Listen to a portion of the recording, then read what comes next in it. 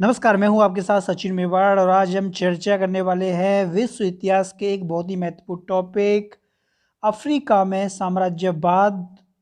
ये टॉपिक जो है वो आज हम डिस्कस करेंगे और आपको बहुत कुछ नया जानने को मिलेगा। तो उम्मीद है आप इस लेक्चर का आनंद लेंगे, मज़ा लेंगे।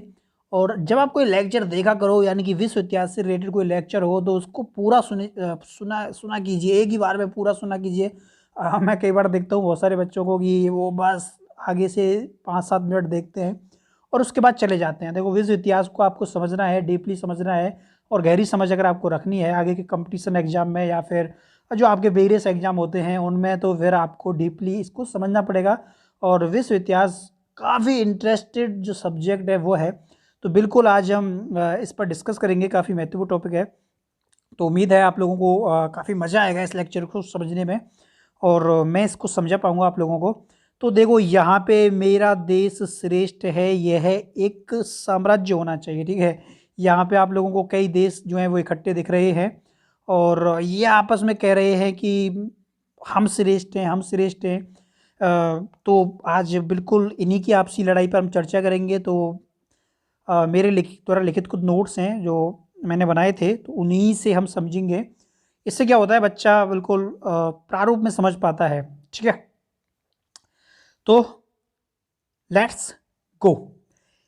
एशिया अफ्रीका में साम्राज्यवाद व राष्ट्रवाद, ठीक है। ये आपके पूरे टॉपिक का नाम है, जिसमें से आज हम केवल अफ्रीका में साम्राज्यवाद वाले लेक्चर पर चर्चा करेंगे। तो देखो, राष्ट्रवाद जो शब्द है ना, ये राष्ट्रवाद है क्या, डेफिनेशन क्या है राष्ट्रवाद की, आपको बहुत सारी परिभाषाएं मिल जाएंगी। लेकिन देखो, राष्ट्रवाद की परिभाषाएं भी अलग अलग होती हैं। अच्छा, आप लोग सोचोगे राष्ट्रवाद की परिभाषाएं अलग कैसे हो सकती हैं, तो चलिए वही समझाता हूँ मैं आपको। एक प्रकार की समूह भावना है, ठीक है, जिससे प्रेरित होकर लोग एक पृथक और स्वतंत्र राजनीतिक इकाई के रूप में संगठित होते हैं। यानी कि लोग इसमें क्या होते हैं, संगठित होते हैं और उसका उत्कर्ष करने के लिए प्रयत्नशील होते हैं।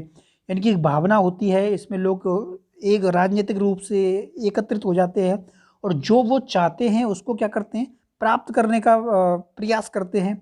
यह एक भावनात्मक राजनीतिक मान्यता है जो सीधे शक्ति संघर्ष से संबंध रखती है।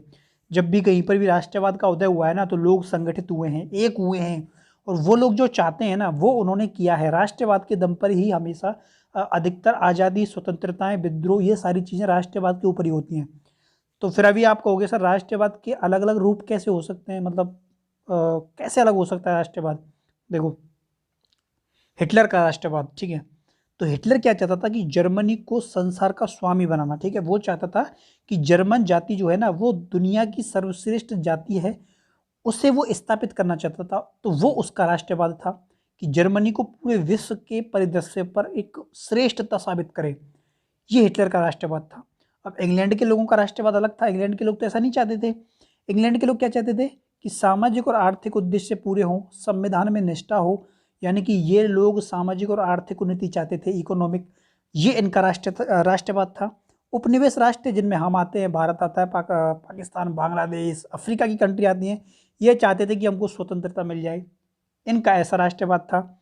आप लोग सोचो कि आप एक जेल के अंदर बंद कैदी से पूछोगे कि तुम्हारा सपना क्या है, तो वो ये थोड़ी बताएगा कि मुझे आईएएस बनना है, मैं एक दिन आईपीएस बनूंगा। और वो नहीं, वो ये कहेगा कि मुझे जेल से बाहर जाना है, मुझे आज़ादी चाहिए। तो बिल्कुल ऐसे ही सबके राष्ट्रवाद अलग अलग होते हैं, ठीक है। अब हर बच्चे से पूछोगे, उसकी फिलॉसफी, उसकी आइडियोलॉजी अलग होगी। कोई चाहेगा कि मैं देश की उन्नति में अपना योगदान देना चाहता हूँ, कोई कहेगा नहीं नेशन फर्स्ट, कोई कहेगा मानवतावादी फर्स्ट, ठीक है। तो हर किसी का राष्ट्रवाद अलग होता है, लेकिन वो होना राष्ट्र हित में चाहिए, ठीक है। चलो, अब एक और परिभाषा आती है बहुत ही महत्वपूर्ण कि साम्राज्यवाद क्या है। अच्छा सवाल है कि साम्राज्यवाद क्या है।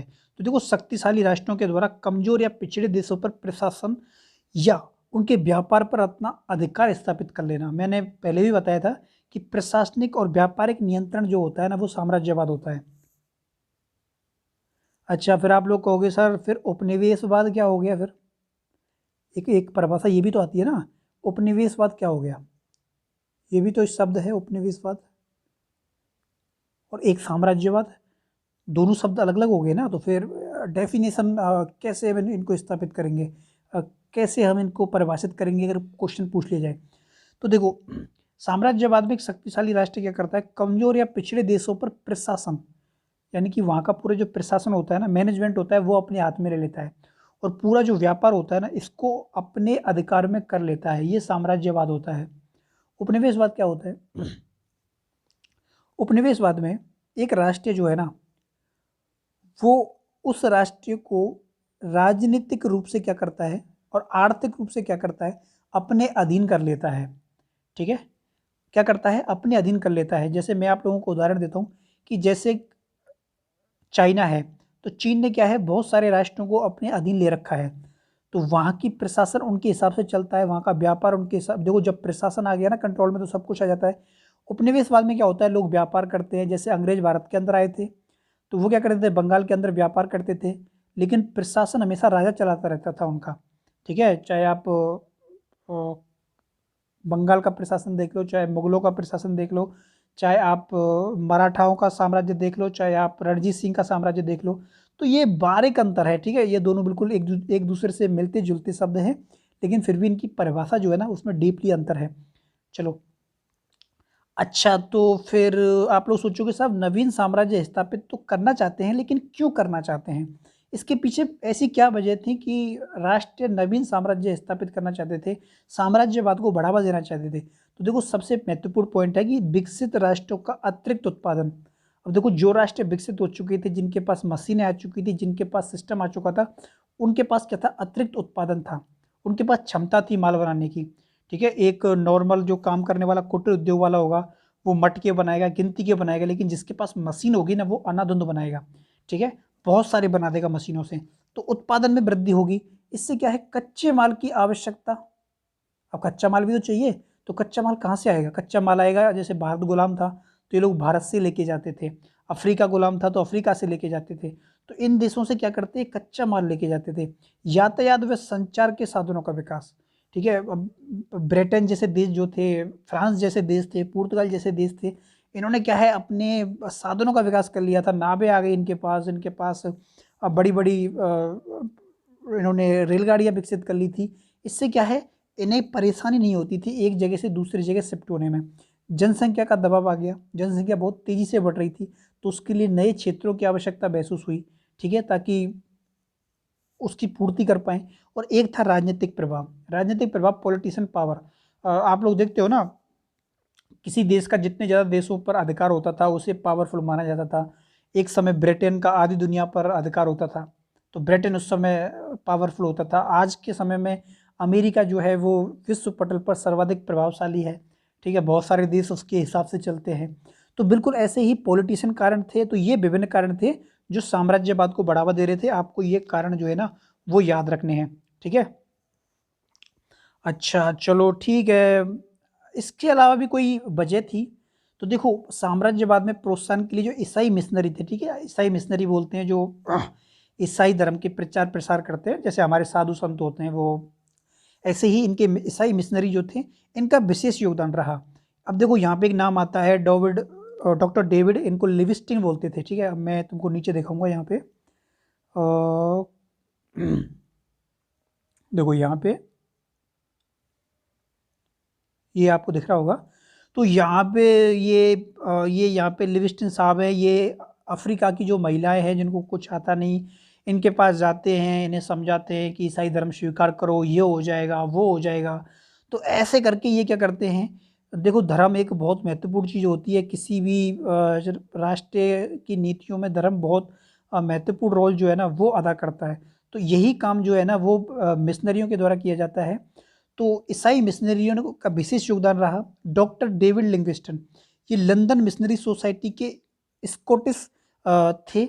लंदन मिशनरी सोसाइटी के स्कॉटिश थे।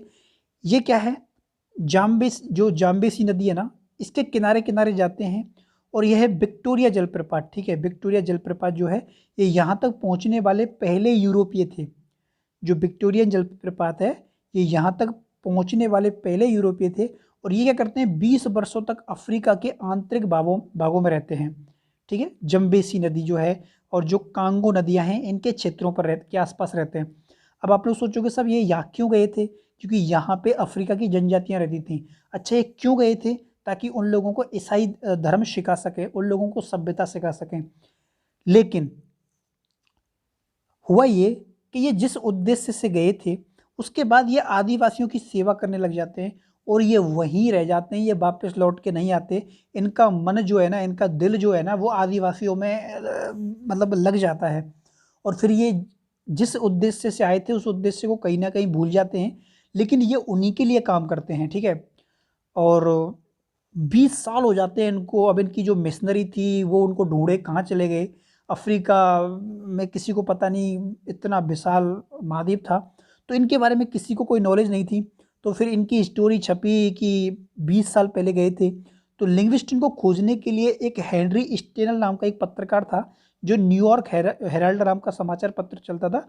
इसका समाचार पत्र था। जब इसने ये खबर सुनी तो उसने कहा कि वो वहाँ गए थे अफ्रीका, नहीं लौटे। तो ये ने कहा कि ठीक है, मैं जाता हूँ, मैं ढूँढ के लाता हूँ।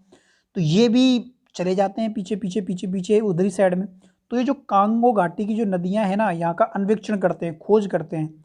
अब ये असल में ये ढूँढने तो लिविंगस्टन को आए थे, लेकिन ये भी अपने उद्देश्य से भटक जाते हैं और ये किताब लिख देते हैं, थ्रू दी डार्क कॉन्टिनेंट, ठीक है? इन्होंने इसके अंदर अफ्रीका के अंदर जो चीज़ें देखी ना, जो संसाधन देखे, जो इन्होंने वहाँ के प्राकृतिक संसाधन देखे, वहाँ की चीज़ों का उल्लेख अपनी किताब में कर दिया। अब जैसे ही ये लौट के आए, इनकी किताब वायरल हुई, लोगों ने इनकी किताब पढ़ी, तो उसमें यूरोप के देशों ने पहली बार सोचा कि ये देश वास्तव में संसाधनों की दृष्टि से महत्वपूर्ण है, ठीक है? फिर क्या था, फिर ये लोग शुरू हो गए, चालू हो गए और जर्मन पादरी थे फ्रेवरी नाम से, ठीक है? इन्होंने भी कहा तुम भी जाओ वहाँ पे, प्रचार करो, अपना साम्राज्य करो, लोगों को अपने सपोर्ट में लेके आओ। फ्रांस कहाँ पीछे रहने वाला, फ्रांस ने भी अपना एक पादरी भेज दिया जिसका नाम था कार्डिनल लेविगिरी, ठीक है? इसने भी अपने पादरियों को कहा तुम रोटी तोड़ रहे हो बैठ के यहाँ पे, जाओ चलो प्रचार करो वहाँ पे जाके अपने अपने धर्मों का प्रचार। तो क्या था, उसके पीछे अलग चालें होती हैं, ठीक है? और इन्होंने क्या किया, इन्होंने जाके ट्यूनिस पर अधिकार कर लिया, ठीक है? ये फ्रांस के जो पादरी गए थे, इन्होंने तो जाके धमाका कर दिया, वहाँ कुछ दिन प्रचार प्रसार किया और बस फिर उसके बाद इन्होंने अधिकार करना शुरू कर दिया। अब देखो, इनके जो रूल्स थे वो बिल्कुल अजीब थे कि ये अफ्रीका के अंदर गए, तो इन्होंने क्या है, जो अफ्रीका के जो लाखों लोग थे ना, उनको ये विश्वास कराया कि जो गोरे लोग होते हैं ना, वो काले लोगों की सभ्यता से अधिक उत्कृष्ट होते हैं। अब अफ्रीका के लोग तो काले होते हैं, इन्होंने उनको आभास कराया कि देखो भाई, हम उत्कृष्ट लोग हैं, हम तुम्हारी सेवा करने आए हैं और हमें ईश्वर ने भेजा है और हम तुम्हें सभ्यता सिखाएंगे, ये है वो है, ठीक है? और उच्चतर सभ्यता को पिछड़े क्षेत्रों में फैलाने की जिम्मेदारी उन्हीं की है। यानी कि हम क्या है, संस्कार, सभ्यता, ये चीज़ें फैलाना चाहते हैं, ठीक है? तो ये फिलॉसफी जो है ना, वो अफ्रीका के लोगों के सामने रखी। अब बेचारे अफ्रीका के लोग क्या जानते थे, वो तो जंगलों में रहने वाले थे, बिल्कुल मस्त मौला आराम से चकाचक थे, प्रकृति में रहते थे। लेकिन ये लोग वहाँ पहुँच गए, ठीक है? इनको यूरोप में तो कोई पूछता नहीं था, ये लोग अफ्रीका के अंदर जाके पहुँच गए और बस फिर चालू कर दिया इन्होंने अपना ढोंग थप्पड़। अब देखो, एक बहुत ही फेमस राइटर रहे हैं, ठीक है? इन्होंने एक बहुत अच्छा तंज कसा था, रूडयार्ड किपलिंग, ठीक है? इंग्लिश के राइटर हैं और सबने नाम सुना हुआ कि गोरे मनुष्यों का बोझ। इन्होंने कहा था रूडयार्ड किपलिंग कि गोरे मनुष्यों का बोझ, यानी कि ये लोग जो सिखा रहे थे ना उन अफ्रीका के लोगों को, उनको कहा था ये एक बोझ है, ठीक है? ये गोरे लोगों का क्या है, बोझ है, ये इनकी सभ्यता पर क्या है, बोझ है। लेकिन एक और फ्रांस के राइटर रहे जूल्स फेरी, इन्होंने कहा कि हीन जातियों को सभ्य बनाना श्रेष्ठ जातियों का कर्तव्य है, ठीक है? इन्होंने सपोर्ट किया इसको। अब देखो, बिल्कुल एक कहते हैं ना कि एक समझदार आदमी हमेशा सच बोलता है। अब अविकसित जो अफ्रीकी राज्य थे, उनके अंदर विभिन्न भागों में बसे हुए जो अविकसित लोग थे, उनके उद्धार की जिम्मेदारी फ्रांस ने ले ली, अपने मिशनरी भेज दिए और इनके जो औपनिवेशिक विस्तार जो है वो भी करने लग गए, ठीक है? और सभ्यता के विस्तार के कार्य के आधार पर इन लोगों ने पीछे पीछे उपनिवेश को बढ़ा देना शुरू कर दिया। इटली ने भी क्या किया, अपना पुनित कर्तव्य समझा, ठीक है? इंग्लैंड ने श्वेत जाति का भार का दायित्व बताकर साम्राज्य का औचित्य सिद्ध करने का प्रयास किया। इंग्लैंड ने भी कहा देखो, हम सफ़ेद लोग हैं, वाइट लोग हैं, हम काले लोगों का उद्धार करने यहाँ पे आए हैं। तो यानी कि कई कंपनियां वहाँ जाके अफ्रीका के अंदर जाके घुस गईं और सब लोग कहने लगे कि हम तुम्हारा क्या है, उद्धार करने आए हैं। ठीक है, सभी ऐसे ही तो बोलते हैं। क्या होता है, सभी ऐसे ही तो बोलते हैं जब कुछ करना होता है, जब कोई चीज़ प्राप्त करनी होती है तो लंबी चौड़ी झूठे बोली जाती हैं और फिर ठीक है हम ये कर देंगे वो कर देंगे। तो इन्होंने क्या है, उन लोगों को, जो बोले वाले लोग थे अफ्रीका के, उनको अपने अपने कब्जे में ले लिया, जिसके कब्जे में जितने लोग आए उतने सही। तो सबसे पहले धमाका किया था फ्रांस ने उत्तर महाद्वीप अंतरद्वीप जो है ये यहाँ पड़ता है। ठीक है, ये अफ्रीका है, तो ये बिल्कुल नीचे जो है ना, ये यहाँ पर पड़ता है। मैंने तुम लोगों को बताया था जब वास्को डी गामा भारत आया था तो वो यहीं से आया था, उत्तर महाद्वीप से, फिर इंडिया आया था। ठीक है, तो बिल्कुल आपको याद रखना है। तो इस पर क्या है, फ्रांस ने कब्जा कर लिया। फिर चार्ल्स डार्विन आए थे, इन्होंने एक किताब लिखी है द ओरिजिन ऑफ स्पीसीज। ठीक है, और एक लिखी है द डिस्टी ऑफ मैन। तो इन्होंने एक थ्योरी दी थी कि ये कहा था अपनी किताबों में कि योग्यतम की उत्तर जीविका, जो योग्यतम की उत्तर जीविका है, ये हर्बर्ट स्पेंसर की है। इसमें कहा था कि जो योग्यतम जातियां हैं वो निम्न जातियों पर क्या है, अपनी योग्यता स्थापित कर सकती है, उन्हें अधिकार है। इसके अलावा एक जोसेफ ऑर्थर नाम की राइटर है, इन्होंने कहा था आर्य जाति सर्वोत्तम है। ठीक है, इन्होंने थ्योरी दी थी कि जो आर्य जातियाँ हैं वो कहीं भी जा सकती हैं, कहीं पर भी अधिकार कर सकती हैं, कहीं पर भी अपनी श्रेष्ठता स्थापित कर सकती हैं। तो बिल्कुल ये थ्योरी जो है वो दी थी फ्रांसीसी राइटर ने, और सभी दुनिया के सभी राष्ट्रों के साथ यही हुआ है। अफ्रीका के अंदर भी ये लोग गए, भारत के अंदर भी ये लोग आए थे। ठीक है, तो यही थ्योरी थी कि आर्य लोग श्रेष्ठ हैं और वो कहीं पर भी जाकर अपना अधिकार स्थापित कर सकते हैं। तो ये 4 लोगों ने ये थ्योरी जो है वो प्रस्तुत की थी। इतना ज़रूरी नहीं है इन किताबों को याद करना, बस एक मोटा मोटा क्या है याद रखना है आप लोगों को। चलिए अब देखो आगे क्या होता है। आगे ये होता है कि अफ्रीका में यूरोपीय साम्राज्यवाद कैसे बढ़ता है। अब आती है मुद्दे की बात। ठीक है, अब तक तो मैं आप लोगों को बता रहा था कि इन लोगों ने किया क्या। ठीक है, क्या उद्देश्य थे इन लोगों के, कैसे ये लोग अफ्रीका के लोगों को फंसाते हैं। उसकी मुख्य वजह थी धर्म। इन्होंने सबसे पहले धर्म को देश में घुसाया, उसके बाद ये लोग खुद घुसे। तो 19वीं शताब्दी में अफ्रीका महाद्वीप गरीबी, पिछड़ेपन आदि लोगों से, आदि चीज़ों से क्या था, प्रभावित था। और इसके समुद्री जो तट थे ना, उससे तो क्या है यूरोप के लोग परिचित थे, लेकिन अंदर की जो चीज़ें थी उनसे यूरोप के लोग परिचित नहीं थे। इसीलिए इसको, अफ्रीका को बोला जाता है अंध महाद्वीप। ठीक है, आपको याद रखना है कि अंध महाद्वीप क्यों बोला जाता है, क्योंकि दुनिया इससे अंदर से परिचित नहीं थी, पूरे अफ्रीका से परिचित नहीं थी, इसलिए इसे बोला गया अंध महाद्वीप। ठीक है, पता नहीं बाकी की क्या कहते हैं क्या नहीं कहते कि क्यों कहा जाता है, लेकिन आपको ये बात जो है वो ध्यान रखनी है। अब देखो होता क्या है, 1830 में अल्जीरिया पर अधिकार कर लिया जाता है। इंग्लैंड ने 1806 में हॉलैंड के अधीन केप कॉलोनियों के प्रदेशों को छीन लिया। अब वहाँ जाके कॉलोनी बसाने लग गए। अच्छा, तो आप लोगों के मन में क्वेश्चन ये आएगा कि साहब ये 1806 में हॉलैंड ने केप कॉलोनी पर अधिकार कर लिया, क्या मतलब है इसका। इसका मतलब ये है कि केप कॉलोनी बनाई गई थी हॉलैंड के द्वारा अफ्रीका के अंदर, और इसमें डच लोग रहते थे। और डच लोगों ने क्या है, वहाँ के अफ्रीका के लोग जो थे उनको गुलाम बना रखा था। ठीक है, लेकिन इंग्लैंड ने क्या किया, बने बनाए घर को हॉलैंड से छीन लिया, क्योंकि हॉलैंड एक छोटा देश था, उसको मार पीट के उसकी कॉलोनी छीन ली। और 1843 में नेटाल पर कब्जा कर लिया। ठीक है, क्या कर लिया, नेटाल पर कब्जा कर लिया। प्रथम विश्व युद्ध तक संपूर्ण अफ्रीका क्या हुआ, यूरोप के राष्ट्रों ने आपस में बांट लिया। कहीं पुर्तगाल ने कब्जा कर लिया, कहीं फ्रांस ने कब्जा कर लिया, कहीं इंग्लैंड ने कर लिया, कहीं जर्मनी ने कर लिया, मतलब हर देश ने कब्जा कर लिया। अब देखो बेल्जियम के शासक थे लियोपोल्ड सेकंड। ठीक है, बेल्जियम के शासक कौन थे, लियोपोल्ड सेकंड, ये नाम तुमको ना याद रखना है।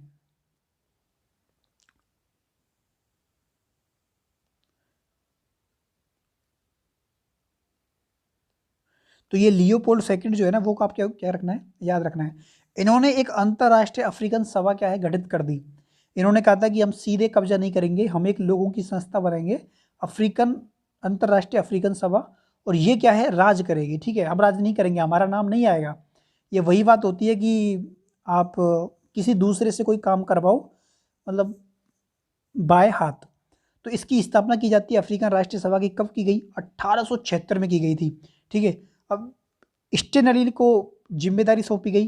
अच्छा, तो आप लोग कहोगे सर ये स्टेनली कहाँ से आ गया बीच में। असल में स्टेनली जो था वो ब्रिटेन का था। ठीक है, लेकिन ब्रिटेन इसको भाव नहीं देता था, इसलिए ये लियोपोल्ड सेकंड के लिए काम करता था, जो कि बेल्जियम का शासक था।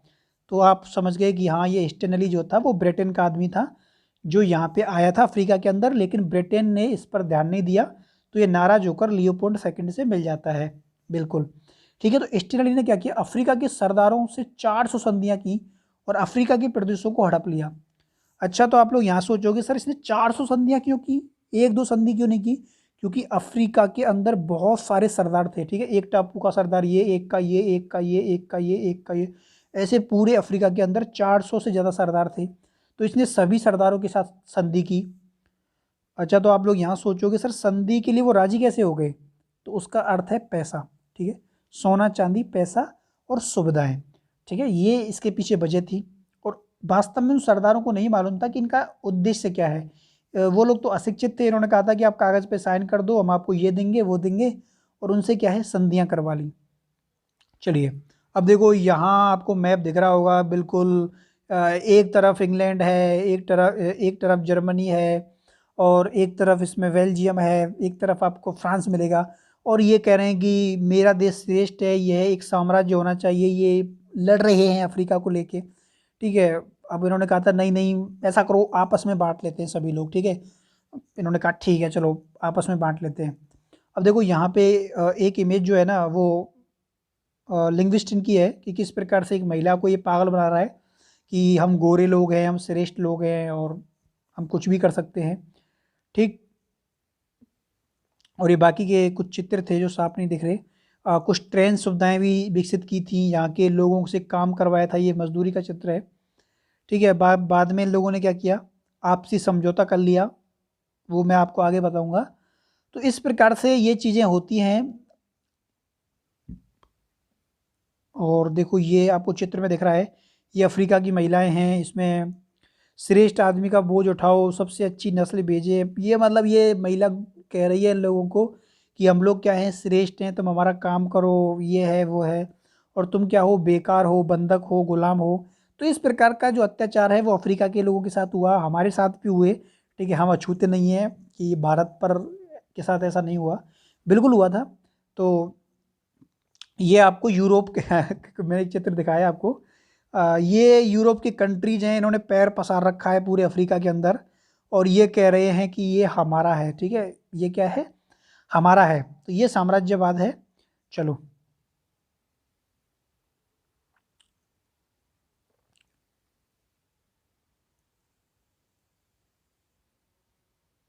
अब देखो जो स्टेनली था ना, जो स्टेनली था जो असल में ब्रिटेन का था, तो इसने अपने प्रयासों का श्रेय इंग्लैंड को देना चाहा, किंतु इंग्लैंड ने इसकी ओर क्या है ध्यान ही नहीं दिया। इंग्लैंड ने कहा कि हम क्या करेंगे, वहाँ पे जंगल ही जंगल है वहाँ पे। तो इंग्लैंड का उस समय पीएम कौन था, प्रधानमंत्री कौन था, ग्लैस्टन था, और ग्लैस्टन जो था वो साम्राज्यवाद का विरोधी था, ये नहीं चाहता था कि दूसरे राज्यों के क्षेत्रों पे हम कब्जा करें। तो इसने क्या है, जो स्टेनली है, इसने जाके बेल्जियम के राजा से हाथ मिला लिया। अब 1884 के समझौते के द्वारा यह क्षेत्र पुर्तगाल को क्या होता है, सुपुर्द कर दिया जाता है। अब पुर्तगाल को क्या है, इंग्लैंड इस क्षेत्र को दे देता है। अब इससे क्या है, स्टेनल भी नाराज हो जाता है, क्योंकि स्टेनल ने बेल्जियम के शासक से बात कर रखी थी। तो इधर स्टेनली बेल्जियम के शासक के पास जाता है जो कि लियोपोल्ड था। लियोपोल्ड को इससे बहुत ज़्यादा नुकसान हुआ, क्योंकि कांगो नदी जो है उसके आसपास का क्षेत्र इसके अधिकार से निकल गया, और इसका समुद्र से संपर्क जो होता है वो टूट जाता है। इसलिए लियोपोल्ड जो होता है वो फ्रांस और जर्मनी को कहता है कि आप हमारी मदद करो। तो फ्रांस और जर्मनी ने कहा बताओ कैसे, इन्होंने कहा था हमारा एक आदमी है स्टेनली, और इसने इस क्षेत्र पर कब्जा किया था, मेहनत की थी, संधि की थी, और आज ये आदमी ने हमें ये क्षेत्र दे दिया है। और ब्रिटेन ने क्या किया, इस क्षेत्र को पुर्तगाल को दे दिया। तो फ्रांस और जर्मनी ने स्टेनली से पूछा बता भाई ये क्षेत्र किसका है, तो उसने कहा मेरा है। तुम किसको देना चाहते हो, उसने कहा लियोपोल्ड को देना चाहते हैं। उसने कहा ठीक है। फ्रांस ने इंग्लैंड की संधि को क्या है, अमान्य घोषित कर दिया। उन्होंने कहा था ये जो क्षेत्र है वो लियोपोल्ड का है। अब देखो यहाँ पे बिस्मार्क ने भी किसका साथ दिया, लियोपोल्ड का साथ दिया था, ठीक है। तो याद रखना है इधर लियोपोल्ड का पलड़ा जो होता है ना वो भारी हो जाता है। अब ये लोग क्या है आपस में लड़ना शुरू कर देते हैं कि भाई नहीं ऐसा कैसे कर सकता है, क्योंकि इंग्लैंड भी कमजोर राष्ट्र नहीं था। इंग्लैंड ने क्या है बर्लिन सम्मेलन का आयोजन किया। क्या किया, बर्लिन। तो बर्लिन सम्मेलन का आयोजन होता है कब होता है, नवंबर 1884 से फरवरी 1885 के मध्य में होता है, जिसमें स्विट्जरलैंड जो है उसने भाग नहीं लिया था, बल्कि पूरे यूरोप के राष्ट्रों ने क्या लिया, इसमें भाग लिया। अच्छा, मुद्दा क्या था, तो मुद्दा वही था कॉन्गो जो नदी है ना उस पर किसका अधिकार है, और दूसरा एक और इसमें जोड़ दिया गया नाइजर प्रदेश। ये मुद्दा था इनका महत्वपूर्ण। अब होता यूँ है कि बर्लिन सम्मेलन में कांगो क्षेत्र जो है ना, उसको अंतर्राष्ट्रीय अफ्रीकन सभा को सौंप दिया गया। तो अंतर्राष्ट्रीय अफ्रीकन सभा जो है वो तो बेल्जियम के अधीन थी, तो बिल्कुल, तो कांगो प्रदेश जो है ना वो बिल्कुल एक अप्रत्यक्ष रूप से बेल्जियम को ही सौंप दिया जाता है। लेकिन इसको क्या है, कांगो फ्री स्टेट घोषित कर दिया गया। अब आप लोग कहोगे साहब कांगो फ्री स्टेट मतलब समझे नहीं। ये भी कहा गया कि जो ये कांगो नदी है ना, ये जैसे आप लोगों ने मैप देखा होगा, ये अफ्रीका का मैप है ऐसे, तो ये ऐसे करके यहाँ से निकल रही है, ठीक है। तो इन्होंने कहा था कि ये जो कांगो नदी है ना, इसमें सभी राष्ट्र क्या कर सकते हैं, व्यापार कर सकते हैं। बेल्जियम यहाँ पे दादागिरी नहीं करेगा कि भाई तुम्हारी यहाँ से नाव नहीं जाएगी, तुम यहाँ व्यापार नहीं कर सकते, कर सकते हैं तुम, लेकिन अधिकार में तुम्हारे रहेगा, लेकिन तुम ये किसी को रोक टोक नहीं सकते। तो इस पे वो सहमत हो जाते हैं। कांगो नदी के यातायात एक अंतर्राष्ट्रीय संस्था के अधीन दे दिया गया। वो वही वाली बात थी कि अंतर्राष्ट्रीय संस्था इस पर ध्यान रखेगी कि वास्तव में कांगो नदी में आगे जाके कोई टकराव जो है वो नहीं हो। इसके अलावा नाइजर नदी जो है वो, उस पर इंग्लैंड और फ्रांस का संरक्षण जो है वो स्वीकार कर लिया गया। इसमें एक बहुत महत्वपूर्ण चीज जोड़ दी इन सब लोगों ने चुपके से, ठीक है। ये एक सोची समझी रणनीति थी इनकी, क्योंकि अफ्रीका के भी लोग इसमें शामिल थे मीटिंग में। इन्होंने एक चीज़ बहुत अच्छी जोड़ी जो वास्तव में अफ्रीका के पतन का कारण साबित हुई है लाइन, कि जीते हुए प्रदेशों पर विजित राष्ट्रों का अधिकार होगा तथा उसे इसकी सूचना सभी राष्ट्रों को देनी होगी। इसका मतलब ये था कि आगे जाके जो भी देश अफ्रीका के क्षेत्रों को जीतेगा वो उसी का मान लिया जाएगा, ठीक है, विजित राष्ट्र का अधिकार मान लिया जाएगा। ये लाइन साफ साफ कहती थी कि आगे जाके ये लोग अफ्रीका के अंदर और ज़्यादा घुटने लड़ने वाले हैं। और इन्होंने संधि में ये लिख दिया कि जो देश जीतेगा वो क्षेत्र उसी का माना जाएगा, ठीक है। तो बिल्कुल आप लोगों को बर्लिन की संधि जो है, बर्लिन सम्मेलन जो है, उसकी बातों को क्या रखना है, याद रखना है। बहुत सरल और स्पष्ट बातें हैं जो मैंने आपको बता दी।